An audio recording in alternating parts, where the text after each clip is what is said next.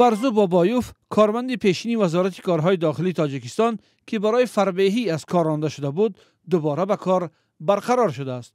قضیه از کار راندن بابایوف بهار امسال جنجالی شده بود. ماه اپریل بابایوف در یک مراجعه ویدیویی در شبکه‌های اجتماعی از رئیس جمهوری تاجیکستان امامعلی رحمان خواسته بود به مشکلش رسیدگی کند. در نشست خبری وزارت کارهای داخلی تاجیکستان تصدیق کردند که 26 تن به دلیل گرانوزنی از کار رانده شده بودند و در برابر چند بابایوف نیز دوباره به کارش برگشته است.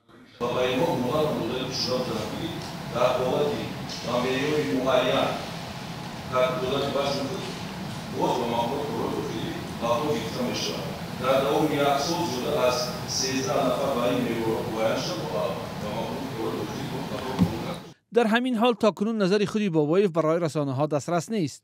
با گفته بابایوف او را ماه ایول سال 2024 در برابر چند تن دیگر برای ناموافقتی وزنش از کار رانده بودند که آن زمان 125 کیلوگرم وزن داشت.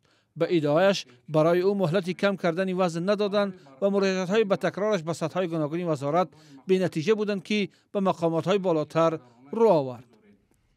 من چند مرتبه با دستگاه اجرایی پرزیدنت جمهوری تاجیکستان مکتوب‌های خود را کردم. از مکتوب‌ها آمدند ولی دستگیری نشدند. محترم جناب، بعد این مراجعه ویدیویی بابایوف به رسانه‌ها گفت که او را ریاست وزارت کارهای داخلی تاجیکستان در شهر دوشنبه به صحبت دعوت کرده است. این وزارت در گذشته نیز کارمندانش را بنابر وزنی از حد بیش از کار رانده بود. از جمله سال 2017 20 کارمند پلیس برای گرانوزنی رانده شده بودند که بعداً 13 تن آنها دوباره به کار برگشتند. آن زمان وزارت کارهای داخلی گفته بود که معیار مقرر شده وزن وابسته به قد کارمند است که اگر قد 1 متر 70 سانتی متر باشد، وزن او نباید از 70-75 کیلوگرم بیشتر باشد. وزارت کارهای داخلی میگوید همه ساله کارمندانش از تشخیص طبی داخلی میگذرند و باید وزن آنها به معیارهای مقرر شده خدمات داخلی مطابق باشد.